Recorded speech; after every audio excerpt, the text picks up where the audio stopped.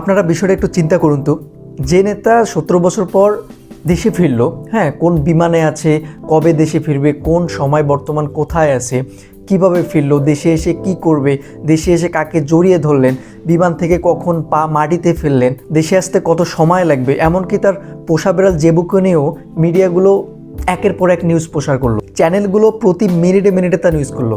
অথচ একটা নিউজও এমন হলো না যে 17 বছর পর দেশে ফিরে তারেক রহমান মাকে জড়িয়ে ধরলেন, বা 17 বছর পর মায়ের কোলে তারেক রহমান।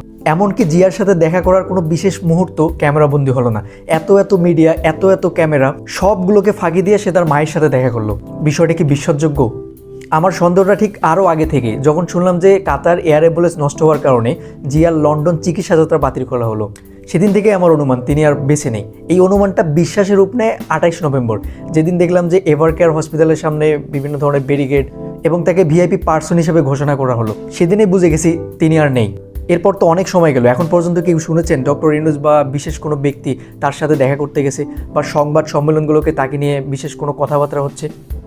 আমার মনে হয় তারেক রহমান খুব তাড়াতাড়ি দেশে ফেরার অন্যতম কারণ হতে পারে। আসলে লাশ নিয়ে রাজনীতি বন্ধ হওয়া দরকার। এনারা দেখবেন যে তাকে মৃত ঘোষণা করতে পারে ভোটের কিছুদিন আগে, হ্যাঁ, যাতে পাবলিকের আবেগ তাদের দিকে একটু বেশি কাজ করে, কারণ বাঙালি একটু আবেগে বেশি গা ভাসায় আর কি। আর নয়তো দেখবেন যে ভোটের কিছুদিন পরে, যেন ভোটের সময় খালেদা জিয়া যে নেই এটার কোনো প্রভাব না পড়ে। দেখে নিন, ঠিক এমনটাই হবে। তাহলে এখন স্বভাবতই প্রশ্ন আসে যে তাহলে কেন তারা মৃত্যু সংবাদটা গোপন করবে? দেখুন, এখানে বেশ কিছু পলিটিক্যাল ব্যাপার স্যাপার আছে। তারেক রহমান বিদেশে থাকা অবস্থায় যদি জিয়ার মৃত্যু সংবাদটা সবার সামনে আসতো, তাহলে তাদের দলের মধ্যে বিভিন্ন ধরনের বিশৃঙ্খলার পরিবেশ সৃষ্টি হতো। ভাগ বাটোয়ারা বা আধিপত্য বিস্তার করার জন্য তারা নিজের দলের অন্য আরেকজনকে হত্যা করতে পারে। তাহলে একবার ভাবুন, জিয়াও বেঁচে নেই এবং তারেক রহমান বিদেশি, এমন অবস্থায় দেশের মধ্যে কি পরিমাণ রক্তপাত হতো। দেখুন, খালেদা জিয়ার প্রতি সম্মান রেখেই বলছি, তিনি আর বেঁচে নেই। আর এটাকে মিথ্যা প্রমাণ করার জন্য তারেক রহমান কিংবা ডক্টর ইউনূস, তাদের কাছে কোনো প্রমাণ নেই।